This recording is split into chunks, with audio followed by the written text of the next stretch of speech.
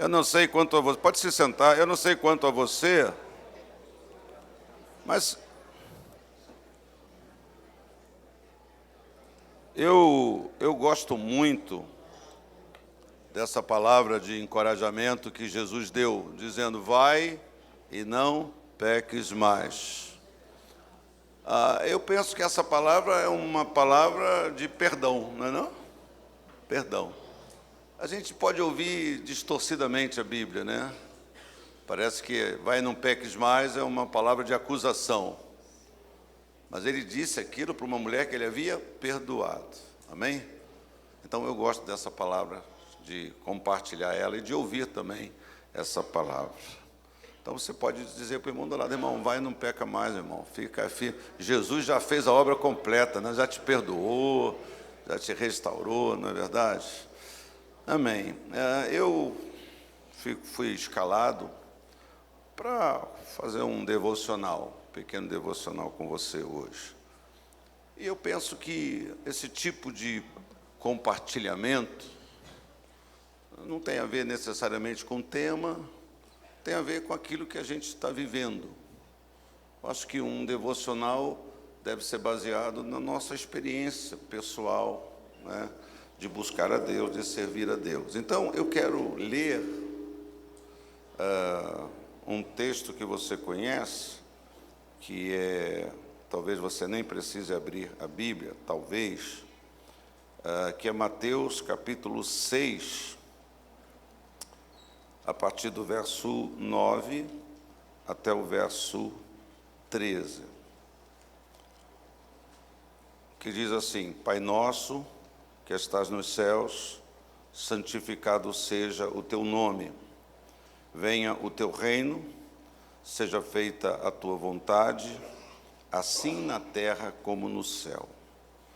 O pão nosso de cada dia nos dá hoje, e perdoa-nos as nossas dívidas, assim como nós também perdoamos aos nossos devedores. E não nos deixes cair em tentação, mas livra-nos do mal, pois teu é o reino, poder e a glória para sempre. Amém. Deus seja louvado. Pode ser uma impressão só minha, ou pode ser uma experiência só minha. Mas eu estava olhando para a minha vida, estava percebendo que o pouco uso da minha parte desta oração. E eu comecei a pensar, parece que na vida de alguns de nós, o Pai Nosso passou a ser aquela oração de sepultamento, né? Que você vai lá na hora, vamos orar o Pai Nosso. Né? Antigamente, no nosso rito de casamento, tinha um Pai Nosso. E eu tenho, assim, tido esse cuidado com a minha vida, como que tantas coisas importantes na vida, na fé, pela repetição daquelas coisas, elas se tornam uma coisa sem peso mais na nossa vida, sem influência mais na minha vida. Quando a gente, claro que eu não estou generalizando nem julgando ninguém, mas quando a gente usa a oração do Pai Nosso, muitas vezes ela é uma coisa só formal. A maioria de nós já decoramos isso, né? E, repito, estou falando de mim. E a gente vai usando essa coisa como aqueles aqui que nasceram num lar católico, como nós aprendemos a Ave Maria, né? Como a gente usa o Pai Nosso. Também quem professa a fé católica também usa as duas orações, né? E você sabe de cor. Por que você sabe de cor? Né? Você pode fazer essas orações bocejando, Pai Nosso, que estás no céu. Então, quanto que a gente vai perdendo, quanto que a gente vai nos guiando, e quanto a gente vai deixando essa oração de lado. Por quê? Não é verdade? Eu fiquei me perguntando. Se a gente ler a oração, parece que nós não estamos tão interessados, ou não consideramos tanto a vontade de Deus na nossa vida, nos nossos projetos, na nossa caminhada. Orar de todo o coração, sinceramente, fazer esta oração, venha o teu reino, Seja feita a tua vontade. Será que a minha oração, pessoal, ela não está sendo só para pedir que Deus faça a minha vontade? Pela ausência de fazer esta oração com verdade, com entrega, com inteireza, com verdade da alma, com um clamor da minha alma. Eu tenho que olhar para mim e me perguntar, em tudo que eu tenho feito, será que realmente eu estou interessado na vontade de Deus? Será que importa para mim a vontade de Deus mesmo? Então, muitas vezes a gente até deixa de lado essa oração. Não, então, às vezes ela parece para nós uma oração já ultrapassada. Não sei. Até que ponto, né? Aqueles que entendem mais dessa subjetividade do nosso coração, né? do nosso eu, sei lá. A gente vai deixando e queremos orações tão rebuscadas. Estávamos conversando na mesa do café sobre isso, né? Aquela perda da simplicidade, aquilo tudo que é simples, que é objetivo, que é prático, né? Essa oração, o pão nosso de cada dia, nos dá hoje. E nós, de uma certa maneira, nós, sempre eu, estou repetindo o povo que eu não quero ficar dependendo de maná, porque tem um quê de maná, né? Não andeis ansiosos, o tema aí do nosso congresso, por isso, por aquilo, olhe, mas parece que nós somos influenciados, como o bispo pregou ontem, né? Eu gosto mais do fale, né? A gente gosta mais do fale ao seu monte do que olhe os lírios, porque nós gostamos mais de falar, de afirmar, não é? Uma expressão que se tornou muito comum no nosso meio é eu declaro, eu determino, né? Se você não fizer, se você não declarar, se você não determinar, não vai acontecer, né? Se ficar só olhando para os lírios é uma coisa monótona, é uma coisa sem graça, né? É capaz de a gente encontrar alguém que fala assim, eu não tenho tempo, não tenho tempo para ficar olhando, não tenho tempo para ficar olhando nada, o negócio é mandar fogo, mandar poder. E dentro desses pensamentos todos, eu tenho pensado na oração do Pai Nosso já há algumas semanas na minha vida, eu tenho meditado, voltado. Então, essa dependência de Deus, pão nosso de cada dia, não dá para mandar logo, não dá para queimar etapa, manda logo o mês todo, manda logo a vida toda, se a gente não tem essa preocupação de nos garantir aqui, para que a gente tenha, e a gente ouve tanta coisa, né?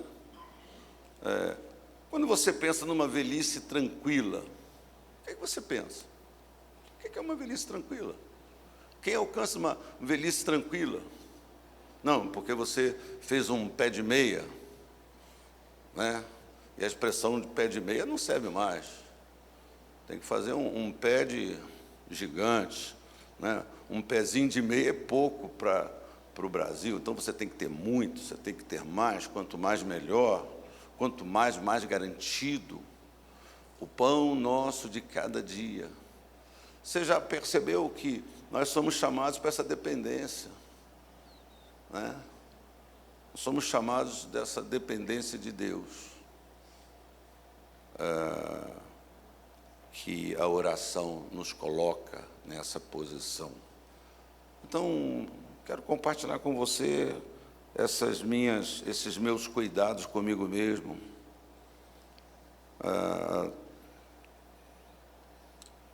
Recentemente preguei 2 mensagens de manhã sobre perdão. E o nosso convidado especial, aí, o nosso querido Maurício Zagari, tem abordado esse assunto do perdão nos seus livros que escreveu. Ele é o nosso preletor de hoje, daqui a pouco ele vai estar pregando para nós. Eu vou apresentar ele a quem ele não conhece. Ele tem um currículo muito forte, foi aluno do bispo Fernando Firmino. Isso aí já é um diploma de THM, né, chefe? THM, já é um negócio forte. Então, perdão. Será que eu não faço a minha higiene espiritual? Perdoa os meus pecados, as minhas falhas, como eu tenho perdoado, porque a gente não tem perdoado. Às vezes sem perceber. Perdoa-me. Talvez a gente pense assim, poxa, se eu pedir que Deus me perdoe como eu tenho perdoado os outros, Deus não vai me perdoar de nada, porque eu não perdoo, eu não tenho perdoado. Eu me justifico, eu me explico. Então, imagina, para mim, a releitura, a meditação na oração do Pai Nosso, foi assim, caramba. Olha quanta coisa, olha quanta verdade, olha quantas coisas nos levando para o melhor posicionamento pessoal, não é? Reconhecer Deus como Pai. Aí você já viu como é que é a igreja? A igreja vive de frases de efeito, de modismo. Uma palavra que se tornou, em alguns arraiais, muito popular é paternidade. Paternidade espiritual. Aí a gente fica arrumando nomes, a igreja, fica arranjando nomes para ser diferente. Aí você lê a Bíblia, Jesus mandou você orar, Pai Nosso, meu Pai. Essa convicção que Deus é Senhor, mas que Deus é meu Pai. Essa disposição a dependência de Deus, essa disposição, aquela prática, porque para mim perdão é essa coisa de tomar banho, é essa limpeza diária, é essa asepsia. Eu fico impressionado como muitas vezes, e outros, a gente fica pedindo para Deus fazer aquilo que Deus mandou a gente fazer. A gente fica pedindo, ô Senhor, poxa, limpa a minha mente, Pai, tira esses pensamentos. Aí, se você abrir os livros, ele vai falar assim, leia a Bíblia. Romanos 12, você gosta de pregar, todo mundo gosta de pregar, né? Experimenteis uma renovação da vossa mente. Deus que manda você ter iniciativa disso. Senhor, me ajuda nisso, Senhor, faz isso para mim, né? Vai lá, Senhor, abre a porta. O que é? O que é bater na porta? É orar? Batei, abri-se-vos-á. A gente tem que pensar nas coisas, né? Tem que decodificar isso. O Senhor abre essa porta para mim, mas ele falou para você, vai lá e bate. Bater na porta é oração? É pedir a Deus? Não sei. O que eu sei é que Ele tem como base que eu dependa, que eu peça, que Ele possa suprir as minhas necessidades. O que eu sei é que Ele me ensinou todos os dias a eu colocar, inculcar na minha mente, na minha cabeça, no meu coração, que eu devo perdoar as pessoas. Para chegar diante dEle e falar assim, Pai, perdoa as minhas falhas. Assim como eu diria assim, isso nos mantém sempre com a disposição de perdoar. Enquanto a gente não olhar para isso de uma forma, para perdoar, enquanto a gente se desculpa, a gente cria tantas coisas, a gente vai ter dificuldades. Mas temos a coragem de chegar para Deus assim, não, me perdoa, né? Somos humildes, somos mansos, quando a gente muitas vezes não consegue perdoar o outro uma bobagem. Vivemos fazendo esse tipo de coisa. E ele conclui aqui na parte final, dizendo, não nos deixes cair em tentação. Domingo passado eu preguei sobre tentação, agora de manhã, na igreja. Sobre tentação. Não nos deixes cair em tentação. Eu entendo, eu penso que tentação é uma coisa também que está sendo muito relativizada no nosso meio. Tentação é uma coisa colocada como opressão. A igreja, o pastor é gerador de culpa, as pessoas andam com culpa, né? Que aquilo é uma tentação. Não é tentação nada. E eu sempre chamo a atenção, e você sabe disso com certeza, que Jesus disse, orai e vigiai.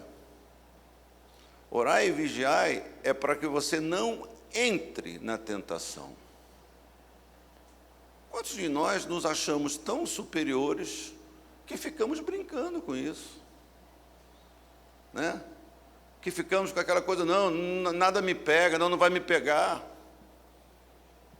Eu estava dizendo lá na igreja que eu tenho uma mania de passar na frente do púlpito e andar na beirinha aqui e os pastores ficam ali tudo. Você sabe que eu operei a cabeça, né? Sabe? Então, aí os pastores ficam todos ali, Jesus segura ele, bispo. Depois eles ficam chamando a minha atenção, o senhor anda muito na beira, o senhor pode tropeçar. Isso é como tentação. Não, eu não vou cair não, eu estou bem. Não é verdade? Quando eu disse a gente deve manter distância, não entrar em tentação, estar em tentação, qual é a regrinha que você aprendeu? Ser tentado não é pecado. Pecado é cair. Mas o conselho de Jesus é que você não entre nesse espaço. Porque quando a gente está nesse espaço, obviamente quem está na beira do precipício tem muito mais chance de cair do que quem está afastado. É a máxima de que só morre afogado quem sabe nadar. Porque quem não sabe nadar não entra. Oh, dá tchau, vai com Deus, cuidado. Se você está na terra e tem uma cãibra, você sente, você está no mar, não é? Então, não nos deixes cair em tentação. Será que nós temos sofrido desse complexo? Não, aleluia, eu estou fora. Aqui é santidade só. Eu posso. Às vezes vem de complexo, você se acha mais espiritual, mais inteligente, e por isso nós rejeitamos. Some da nossa boca, some da nossa oração. Senhor, não me deixa cair. Não me deixa cair, porque não entrar é responsabilidade sua. Sabia? Não entrar é responsabilidade nossa. Vigia e ora, para que você não entre. Se você sabe discernir, se você não sabe discernir isso, desculpe, eu nem sei porque você é pastor. Você é um pastor e não sabe que você deve evitar de entrar, deve se manter longe de uma área, não ultrapassar uma linha, para o seu bem, para a sua liberdade. Não nos deixes cair em tentação, mas livra-nos do mal.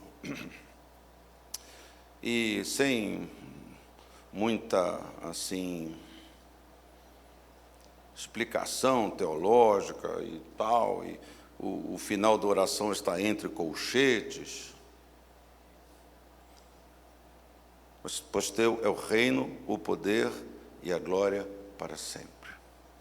Eu acho que essa oração toda, a oração do Pai Nosso toda, é essa higiene espiritual diária. Todos os aspectos dela. Você levanta, você escova o dente, você toma banho, você arruma o carro. Eu acho que está tudo aqui.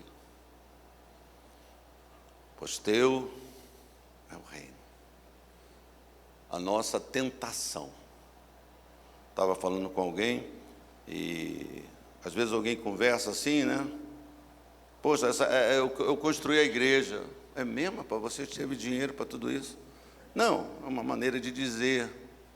Mas a gente tem que ter cuidado, porque quem construiu foi você, se você dizimou, se você ofertou. Foi você que ajudou a construir, não foi você que construiu. O arquiteto não construiu, que fez o projeto. Não, mas essa igreja, eu que fiz isso, eu. É muito complicado essa área, né? Quem está falando para você não é um perfeito, não é alguém que não sofre com esse tipo de coisa, né? Às vezes, você é até estimulado, e a gente deve entender. Um bispo que esteve conosco, muito querido de todos nós, dizia sempre para mim assim: que é isso, rapaz, você é um bispo.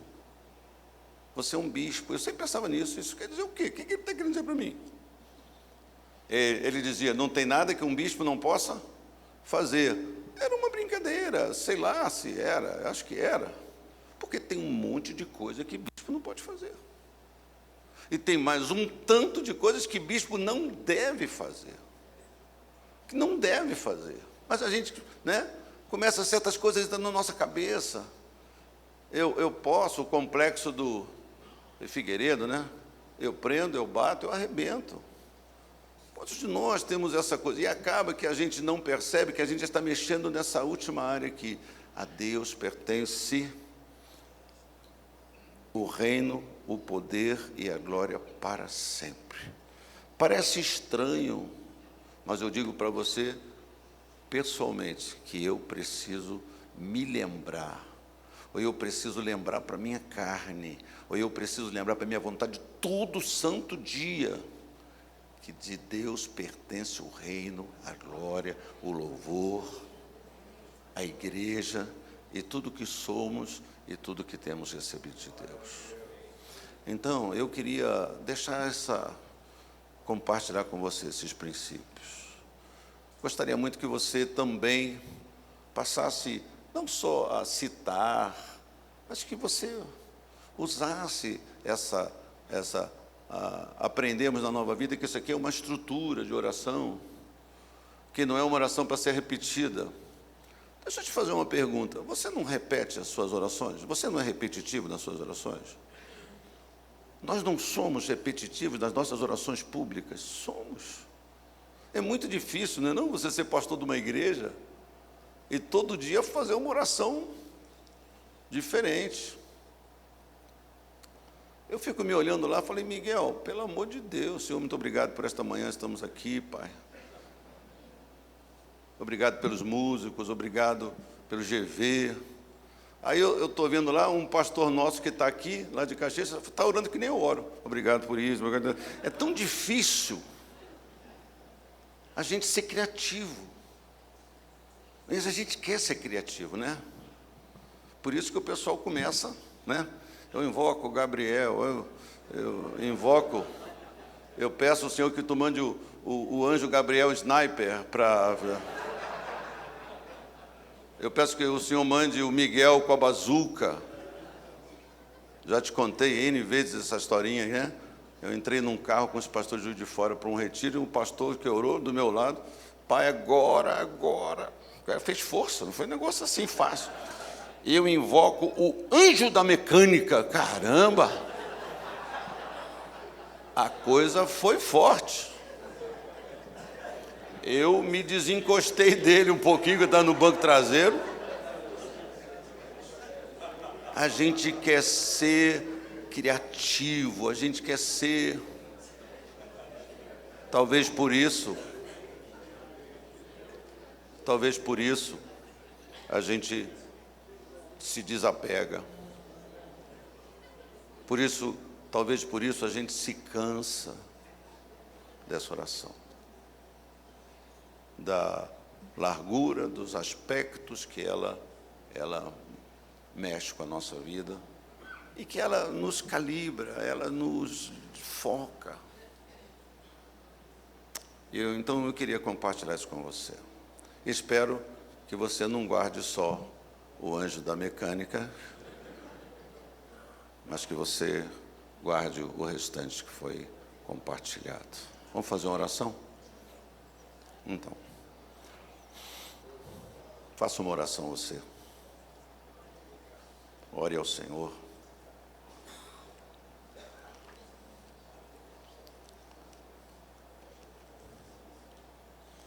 Parece que por muitas repetições, parece que há um esvaziamento na verdade da Bíblia.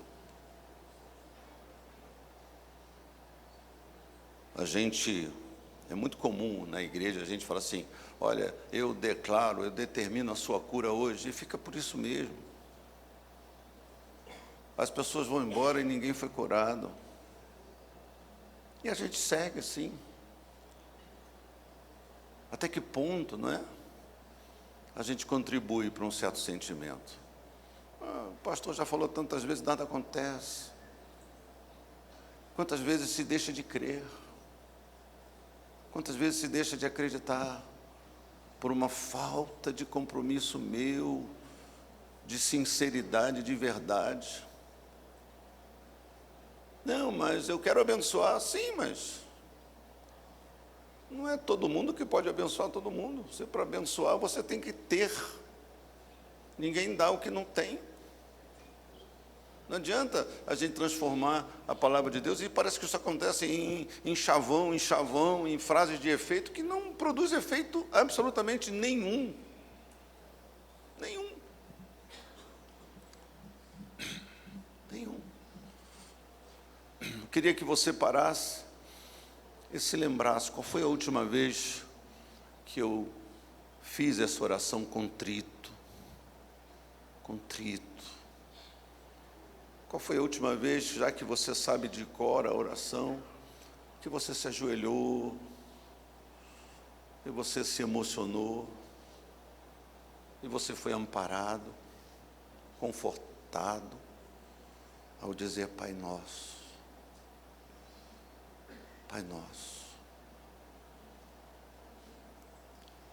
exaltado, santificado seja o Teu nome. Pai, venha o Teu reino, isso que importa. Quantas vezes eu começo a orar e eu só falo dos meus problemas para Deus. Eu só falo da minha vontade para Deus. Santificado, adorado, exaltado.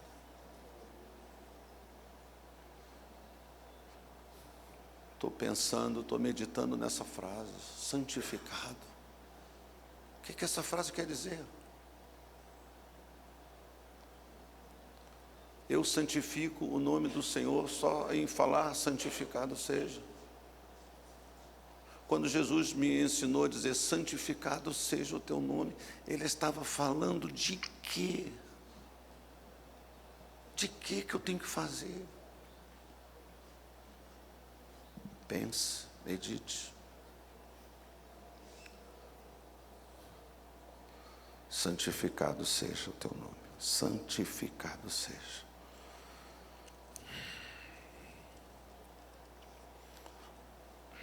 Ajuda-me, ajuda-nos, Pai, porque eu sou necessitado por demais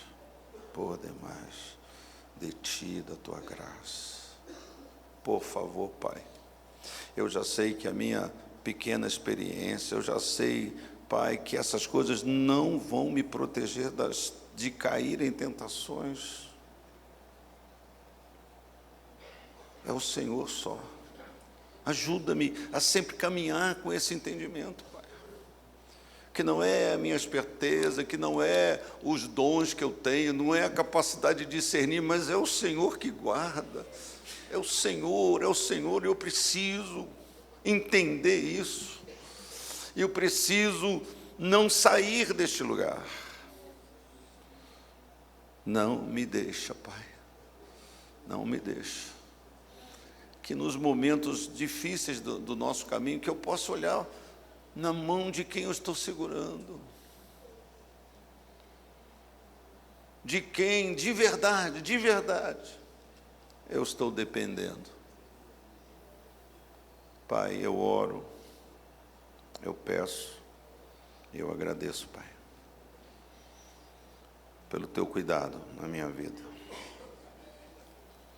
Em nome de Jesus, Pai. Amém.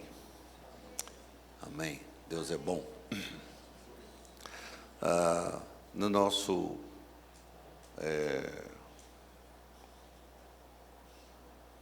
você sabe que eu operei a cabeça, né? Nosso horário, nossa agenda. Como é o nome disso aqui? Programa. Programa não é bom, não. Está aí no verso, né, do seu crachá, né? Então tem aqui um expediente, mas não tem expediente nenhum para fazer. É só que você se lembre, né? A gente não está aqui para tolir nada. Eu, na verdade, fico muito contente, acho muito legal o que acontece aqui, que é a nossa comunhão. Ver pastor conversando, ver pastor sorrindo.